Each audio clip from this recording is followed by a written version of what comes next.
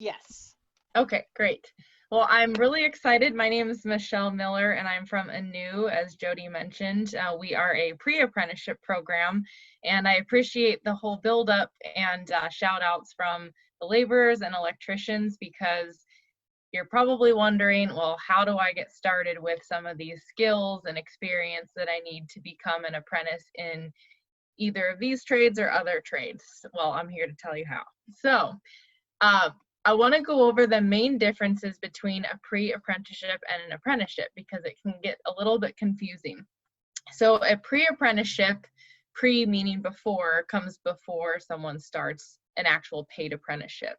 So what we offer at ANEW is either a 4-week or an 11-week program that helps get you ready to go into an apprenticeship. It gives you different skills, experience, some certifications in some instances, and it really helps you beef up your resume and have some experience on there before you go and go through the entire process of applying to be an apprentice in your chosen trade. We do a lot of hands-on work. We spend some time in the classroom and learning different trade skills to make you more competitive when you apply to these apprenticeships. As Ryan mentioned, and as the laborers mentioned, these can often be very competitive spots to get into, especially with COVID. A lot of the apprenticeships have had stopped taking applications several months ago, and now they're just kind of opening back up. So the reason why you might consider going through an apprenticeship is it's going to, one, give you some of these skills that you otherwise wouldn't have, and two, going through a pre-apprenticeship actually moves you up on the different wait lists and out of work lists that the different apprenticeships have. The goal of our programs is to get you into a job that pays somewhere between $22 and $34 an hour. And we'll go over more of the apprenticeships that we work with on the next slide. A pre-apprenticeship is unpaid, but it's a short-term training that gets you into an apprenticeship faster. So a lot of people look at a pre-apprenticeship and think, well, darn, I'm not going to get paid for the time that I'm spending here. But just like the laborer said, during this time, people are still collecting unemployment if you've been laid off from a job. And if you can save money to go through it, it's a really good way to get into a job faster, which may otherwise take several months.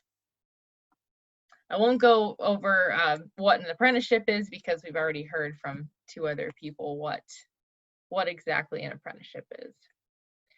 So here is a visual of all of the different wages that apprentices make in some of the trades that we work with. Not all of them, but most. These wages, as you've seen from other presentations, is actually outdated. I pulled these January of 2020. So a lot of these wages have gone up even higher. So as you can see, apprentices' starting wage is somewhere between $22 and $34 an hour. We say this because we want to get you into not only a job that pays well, but a career that really has an opportunity to give you advancement opportunities as you go along, as you journey out into your apprenticeship. These are a list of trades that we work with, in which most of our students graduate from our program and go into, but there's a lot more that we work with as well. The best part about going into a pre-apprenticeship and an apprenticeship, as many have mentioned, is that there's no college debt. So you're not paying thousands and thousands of dollars to go and get a degree. That is some people's path, and that is totally fine. But if you're thinking about, other opportunities to start making money faster without a lot of investment on your part, this is a great way to earn while you learn. I like this visual because it shows kind of a ladder, an analogy of a career in construction. So at the bottom in the orange, that's where we are. We're a pre-apprenticeship. The green section is what we talked about with the other 2 trades, with the laborers and electricians. They're offering an apprenticeship. They touched on this as well, but after you complete so many hours or complete different tests and whatnot, you become a journey worker. From there, there's a lot of opportunities to go beyond that in a career in construction. Many people go on to become a foreman, which means you're running your own job site. Many go on to become a superintendent, which means you run several different job sites in some cases. Some people even go on to own their own construction company because you have all those skills. Wouldn't it be nice to, you know, when something breaks inside your house, you're able to fix it rather than calling a plumber or an electrician or, you know, someone with those skills. So you don't just build skills for your job, but you have those skills for at home as well. So what to expect in our pre-apprenticeship program? We have a very early start time, and many of you that are just getting out of high school and, you know, young adults, 18 years old, may think 6:30 a.m. is really early, and yes, it is. But we do that to prepare you for what a career in construction is like. People sometimes wake up at 3, 4 o'clock in the morning if they're commuting from far away to go to work. Now, with that in mind, you get off a lot earlier too. So our program starts at 6:30, but you're off and on with your day by 3 o'clock. We always say arrive 15 to 30 minutes early, and this is a good habit to get into no matter what job you go into. You want to make a good impression. You want to show up, you know, 15 to 30 minutes early with all your gear and ready to go. So this is something we really instill as a habit when people come into our pre-apprenticeship program. Fitness and nutrition. This is also a big part of construction overall. We help you build endurance and stamina, and we go through several different stations on a daily basis to make you stronger and make sure that you have the physical ability to be able to work in any trade.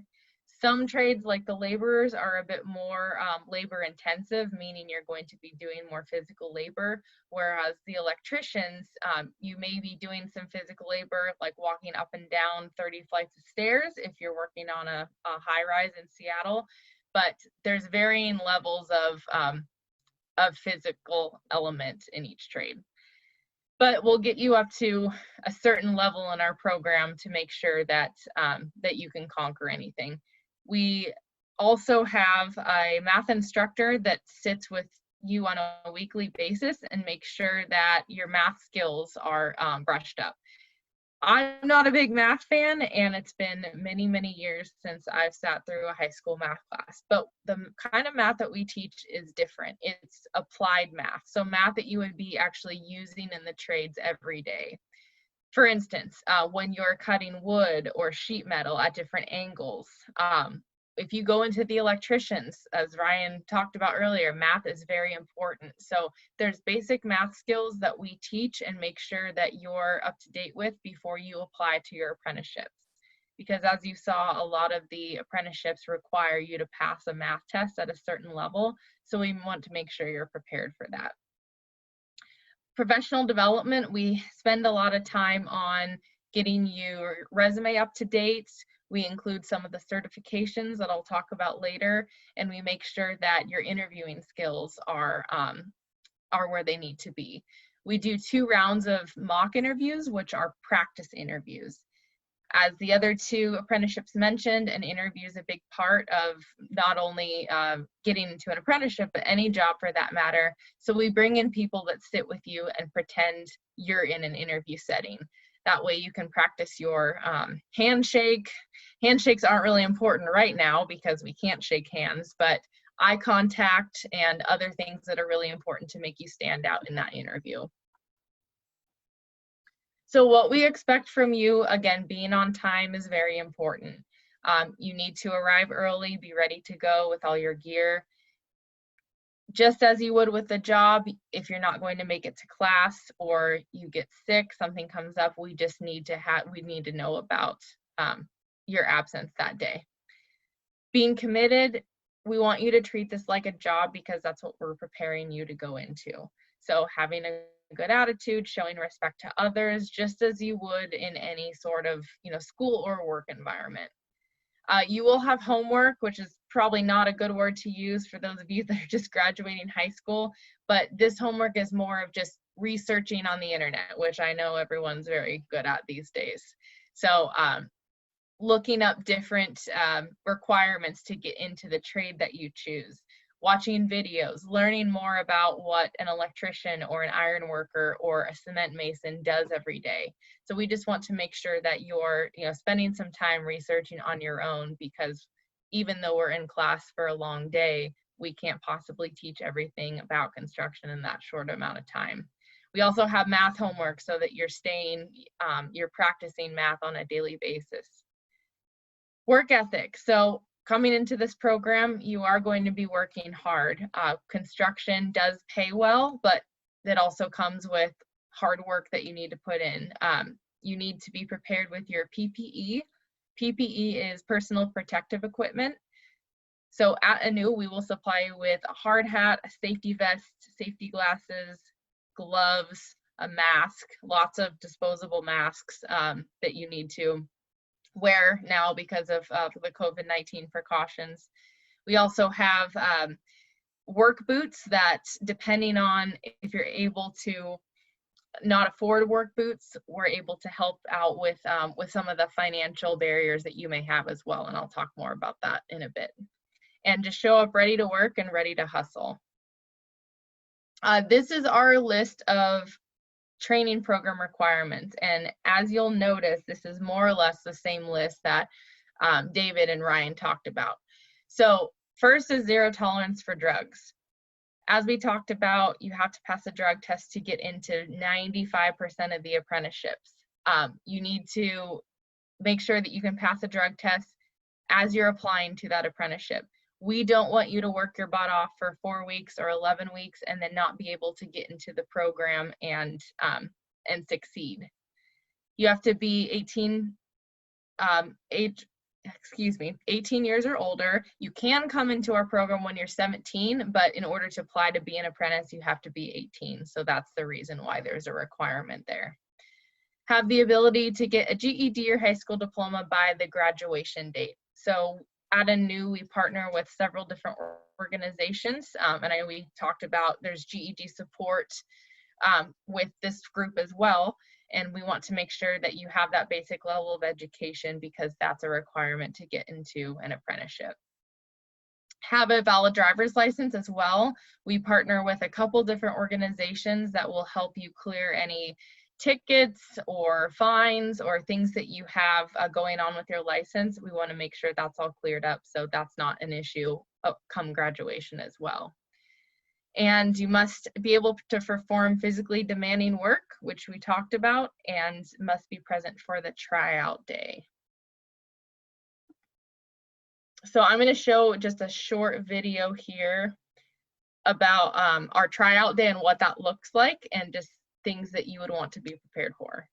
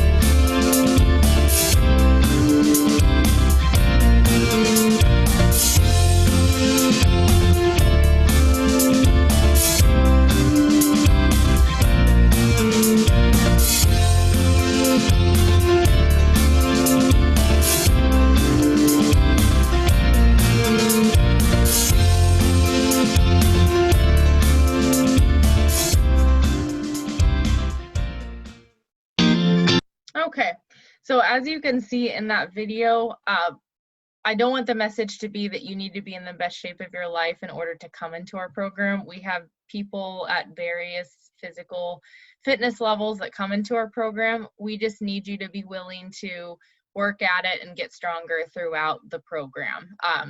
We have people that come in and they're barely, able to use a shovel to put gravel into a bucket. They put in their best effort and they improve drastically over that amount of time. So if you're sitting there and you're thinking, well, I've never, lifted any cinder blocks or anything like that, don't be discouraged. There's no experience required to come into our program. We know you're going to be at a certain level, and our goal is just to make you stronger. So what else will you do? Sorry, go ahead. Oh. Sorry, we're just about out of time. We had just a couple of questions to ask you. Oh, sure. Okay,